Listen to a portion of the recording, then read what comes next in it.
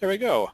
I want to welcome everybody to the How to Make Money Trading Stocks Market Stock Talk Show. I'm Dennis Wilburn with the Active Trend Traders, and we have David Grandy and Harlan Payan from All About Trends. Good morning, gentlemen. Good morning, Dennis. Good morning. So, hey, we all are just so thankful that Japan stepped in and took the place of the Fed. Right? Exactly. Well, I mean, that's what friends are for. That's right, and we're not going to argue with the market because in this market has been really a challenge because of these ups and down gaps and all that kind of stuff. But we'll be taking a look and writing about this weekend, talking about it at the Bay Area Moneymakers meeting on Saturday. If you're around and can come to that, that would be awesome. But let's see what the market is telling us for this weekend. I want to remind everybody that all the materials we present are for training purposes only, and traders should trade do paper trades, any new method that they're learning. So, Harlan, how long have you been in the market? I mean, experiencing with the market. Well, you've been doing it long enough when you can't remember when you started. Okay, so which I think, believe it or not, is 1988. Okay, and David, how about you? Yeah, at least 20 years or so. Yeah, and me too. And does today's action remind you guys of anything? Oh yeah, very much. As we get into the market review, we'll touch on base on that just a little bit. Yeah, but it's very reminder. But the thing about it is smart traders don't argue with what the price action's doing. Price is always king.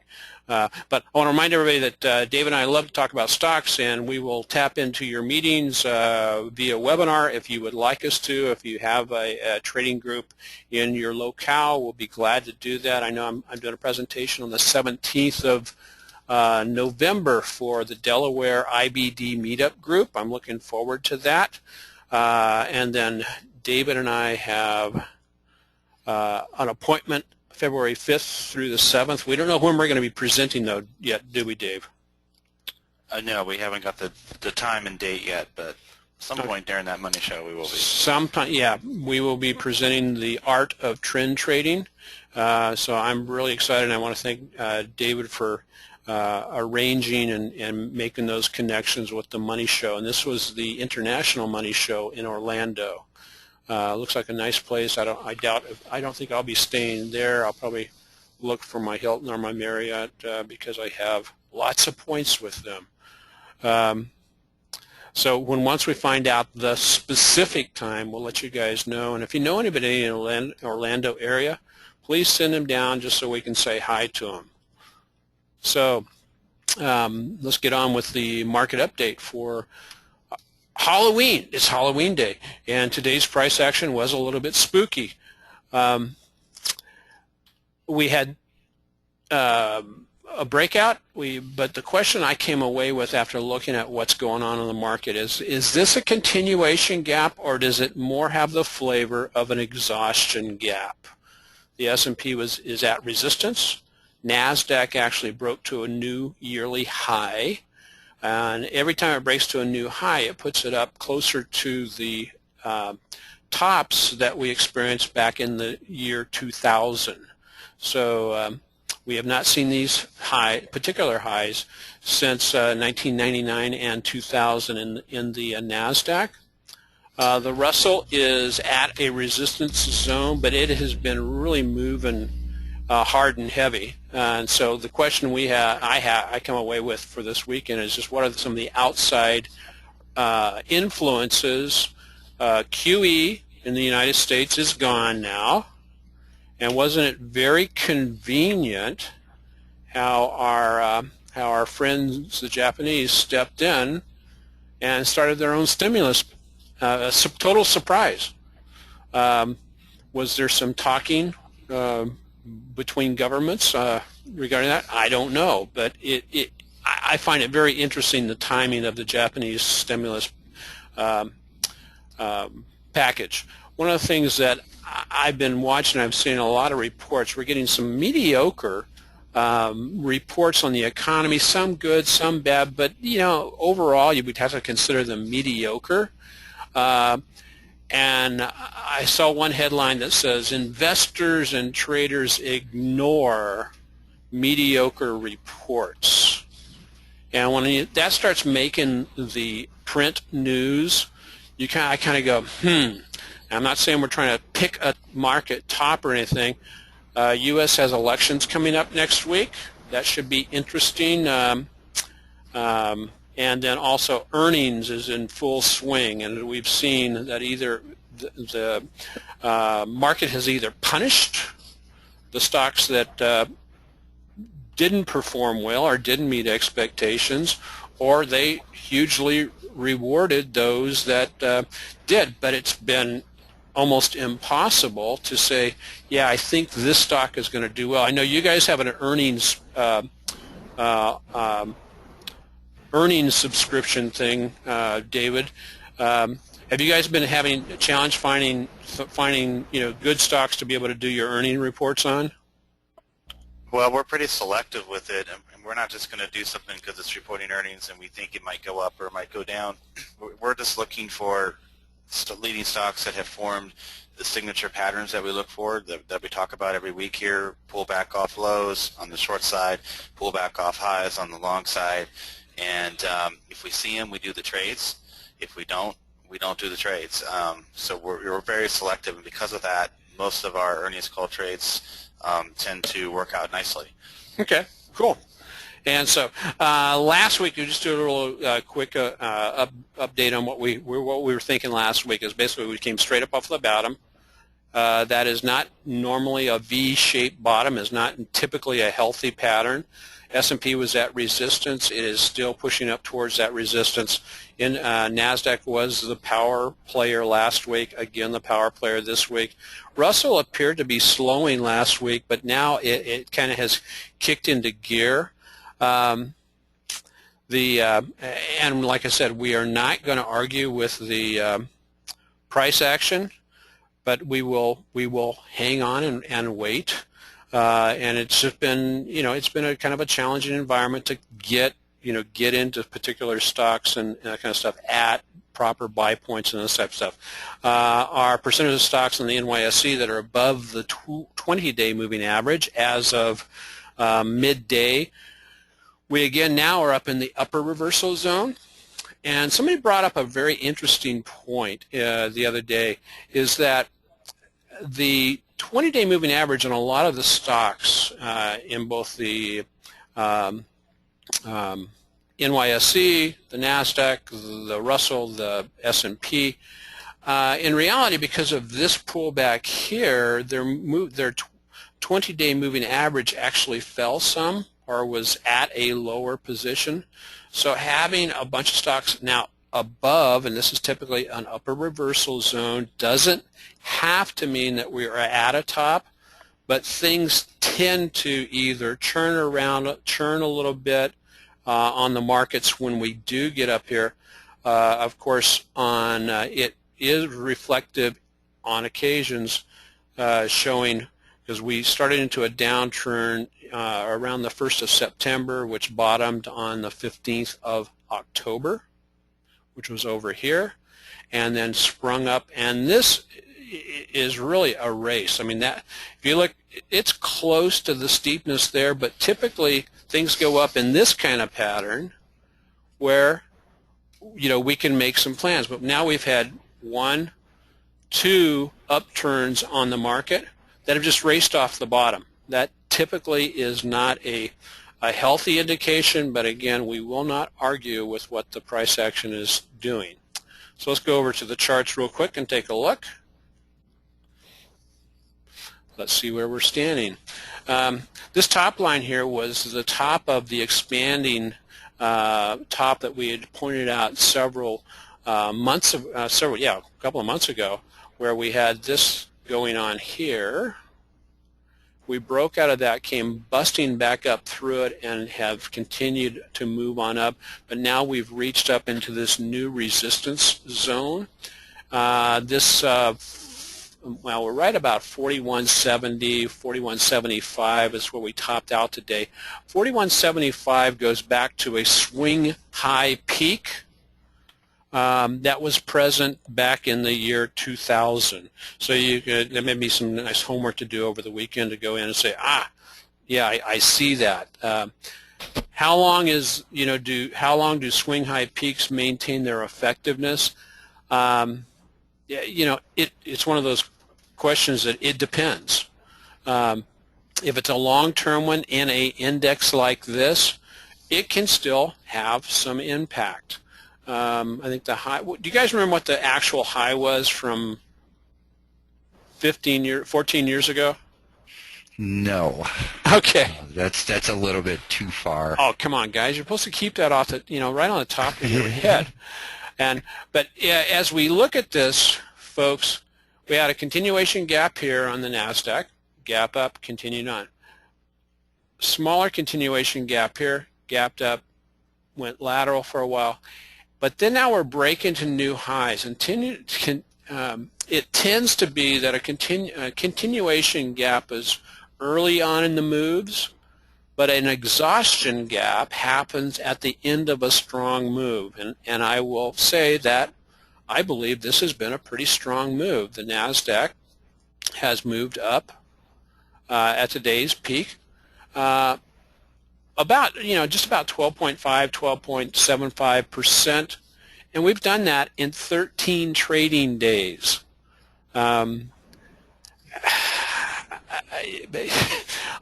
I almost come away, I marvel at the price action, but at the same time I come away almost speechless on with that kind of a big move. If today's candlestick and price action close in the lower half of today's, towards the lower end of today's range, then this would be considered basically not a distribution day, but potentially a bearish reversal type signal, where we ran up to a high and fell. If we break today's low and continue to kind of fill this gap, I would look at today's signal, today's candle being a sign that we could have some further reversal. Guys, remind me, did I do the SPX already? I don't think so. I don't think so either. Sorry about that. Again, daily on the left, weekly on the right. We've seen a nice bust out of the top, but again, same type of action. The S&P is up in 13 trading days, is up 10%. We are back into strong resistance at the 2020 level. And again, it appears as if sellers have started to come in based on the wick on this candle, and depending on where it finishes the day will give us an indication of what we may face going forward. But the 2020 level is a strong level of support, and also the previous high for the year. The Russell, okay, the Russell, again, gap up into a resistant zone, not quite back up to its lower high that it had back here in the first part of September time frame, but clearly a gap up above this support here. And so we'll see what happens. Where will the price action close by the end of the day? Will it be in the upper part of the candle, lower part of the candle, or will that just be a straight doji, a day of indecision? The momentum has just about reached its high, where it typically tends to turn around. But what kind of pattern could we expect from here? It could be anything from a just direct pullback to previous support and a bounce higher, pull back to the moving average, bounce higher, or we could pull back, bounce, and then perhaps roll back over this way. As I was saying, I had lunch yesterday with the guy who does a lot of research for me, Mike Traeger, and in very colorful language, he said, "What the heck is is holding this market up? You know, it's a big question. And his words were, "It's insane." But at the same time, it hasn't given us a good reversal signal yet. Back to the downside for, you know, a proper setup. So basically, that's what I've got for today, guys. Do you get any questions from anybody? It's going to whip my email over there. There we go. Any questions at this point? Okay. David, are you ready to go? I'm ready. Okay, the floor is yours. And if you have any questions, guys, now's the time to, well, you can be putting them in. Okay, thanks a lot, Dennis. And yeah, it's just been an extraordinary move here. It's been one that's difficult to trade in because, you know, for us, we don't like to chase things. We like to see, like you were talking about with the Russell, where, you know, it comes up, then pulls back, and then moves higher, and it's at that pullback that we look to get into stocks that are doing the same thing, and we just have not had any opportunity to do that as the market's been straight up. I think we've had 2 days where we've pulled back for, what, 2 hours or so? Yeah. So it's been, it's kind of been a difficult market to trade, but that's okay because we talk a lot, too, about cash being in position, and you're mostly cash, we're mostly cash, and we rather play it safe than go in here with the market being so overbought, and then, you know, that's when the market decides to turn around on us. So, yeah, so we're sticking with our trading plan. We don't chase stocks. We'll let them come to us, and you know, the S&P hitting resistance here. This would be a great time for it to pull back, a natural time for it to pull back. And if we get a nice, healthy, orderly pullback that stays above the 50-day, that's going to set up a lot of good opportunities for us on the long side. So that's what we're waiting for. The NASDAQ, you know, is eked into a new high here, and could be the index that continues to lead the way. There's lots of room still to go on the Russell, but it would be really healthy to see a pullback. That's really what we need to see on the long side. If we do get a pullback, we also have a lot of great short sell setups on our watch list too that we can trade while we're getting that pullback, and then look to reload on the long side should that pullback be healthy and orderly. And that's really what we need to see. Until then, it's really hard to trade a vertical straight up market. But there are some patterns out there. There are some setups, and we talk every week about the 3 things that you need to know in the market: uptrends and how to trade them, downtrends and how to trade them, and change in trend patterns. And LinkedIn gave us a nice pullback off highs pattern. So these are stocks ideally that are in clearly defined uptrends above the 50-day and have pulled back orderly. But sometimes you have a stock like LinkedIn that's forming a new base here and has rallied up to a resistance level within the base and started to pull back, but managed its overall long-term uptrend here as shown by the green line. So this is what LinkedIn looked like yesterday ahead of earnings, and so we do have a secondary product called Earnings Call, and when we see stocks that have formed our signature patterns ahead of earnings, we do issue trade alerts to take those trades ahead of earnings, and you know, our subscribers to that are pretty glad they did that yesterday because it was, you know, a very nice pop. It's a gain of over $600 in less than 24 hours, and it's just from simply seeing the pattern and taking the trade, and then, you know, walking away with some nice gains. So so just because we're all cash doesn't mean there's other things we can't be doing. It's just we have to be extremely selective right now in this extremely oversold vertical market, or overbought vertical market right now, and that's all we're doing. And if we get a nice sustainable pullback here, it's going to set up a lot of profits on the short side for us from the short sell setups we have on our watch list, and it's going to set up a great opportunity for us to go pretty aggressive on the long side. And we talk a lot about investing in the markets like we're going bowling, and we have to wait for the pins to get reset, and right now all the pins have been knocked over, and we're still waiting for that machine to come around and reset the pins for us, and that resetting of the pins would be in the form of a decent pullback here. So that's kind of what we're waiting for, looking for that pullback so we can get aggressive on the long side. We have plenty of short sells that we can take advantage of.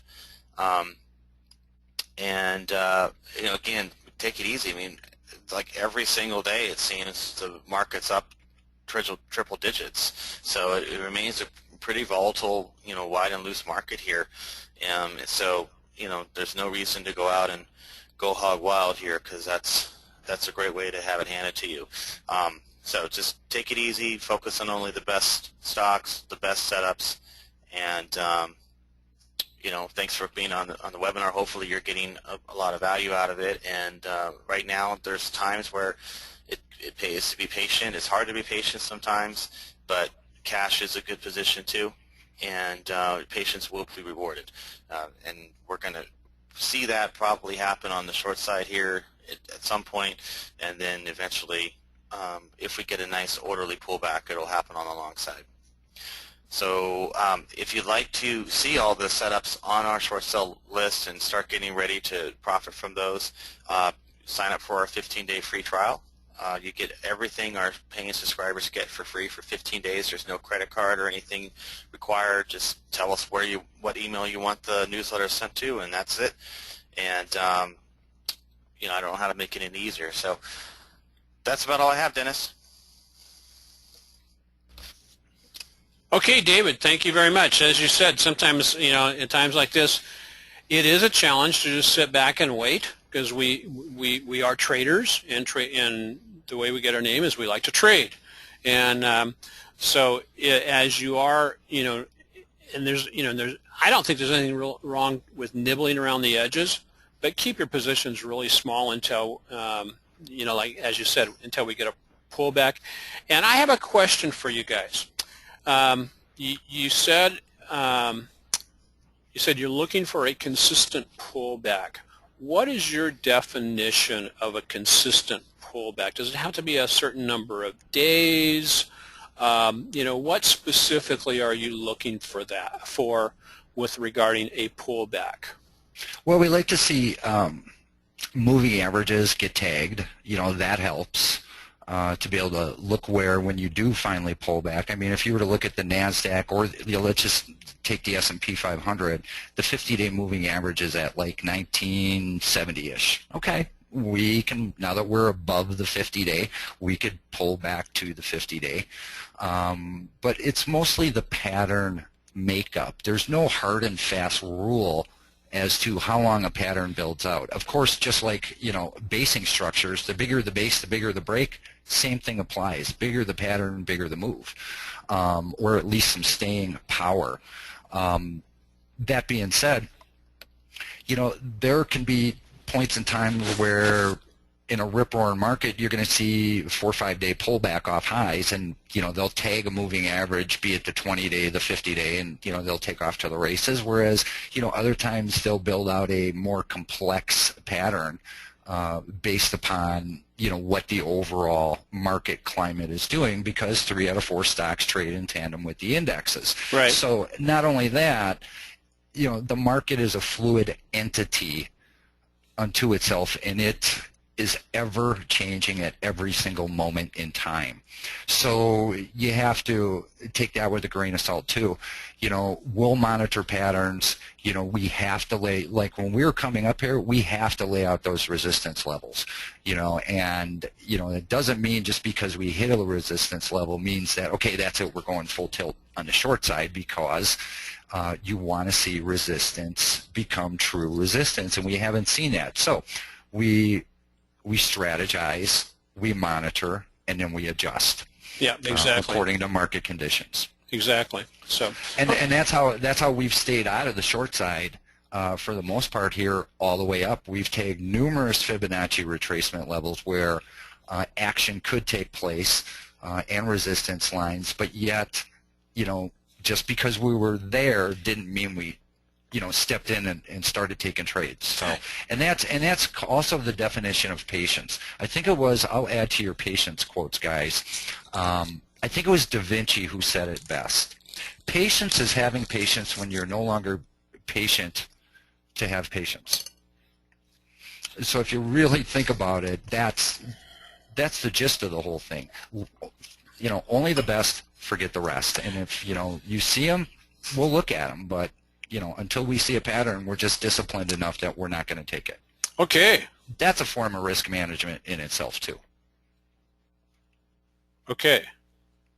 And so now that I like that because, you know, and oftentimes you're not going to know, you know, when you're getting that sustained pullback and all that kind of stuff. But I like what it reminds me of, and what I like to coach on is basically the same type of thing. That's why I don't like to fade a position. Fading a position is basically if I was saying, okay, I think there's going to be a pullback down here to the 50. Fading position would just be put an order down here with a limit at approximately the 50. But what I like to do is see, hey, I want to see the bounce up from, so I'm not trading the fade into it, because sometimes fades can accelerate into bigger downside, more to the downside. And the same thing fading, like as an example, if someone would have faded the 8-day moving average here and taken an order here, it would have been okay for 1 day, but immediately it gets hit. And or a fade here, if you would have put an order in to get short on the S&P or the spiders, if you will, on price action reaching the 20-day moving average, you would have been really disappointed because it didn't bounce back down from it. And so what I like to see is hit the resistance or support area and then bounce, and that's the way the orders are designed. So let's get back to go to the charts. So as with you guys, David, the month of October, right now we're looking at that potentially being one of our lowest months out since we started the timing service back in June, and that's okay because the majority of the month we were going down for the first half and up for the second half, and there hasn't been a lot of opportunities to jump in. So what we've been doing is basically just doing some covered call type with Tesla and this type, that type of trades. There's been a lot of whipsaw in the market with getting whipped out of some trades.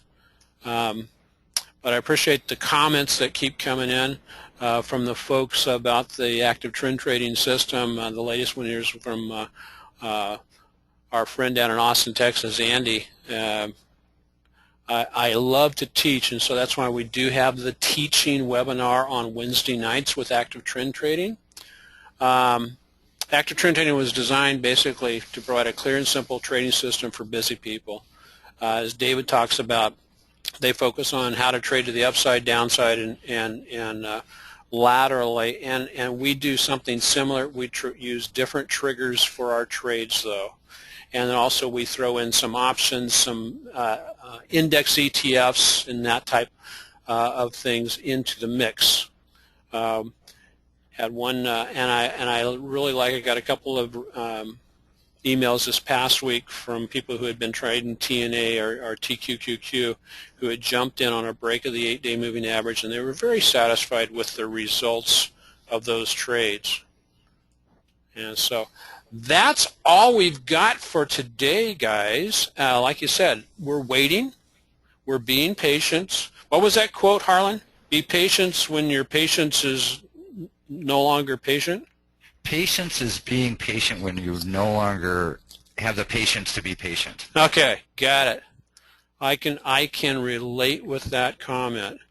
And so, David, that basically, like I said, that covers us up for this portion.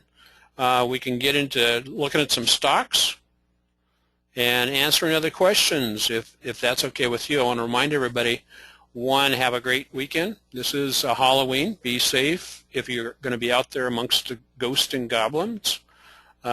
Keep growing the egg and trade wisely, trade profitably. And for myself, David and Harlan, thanks for joining us today.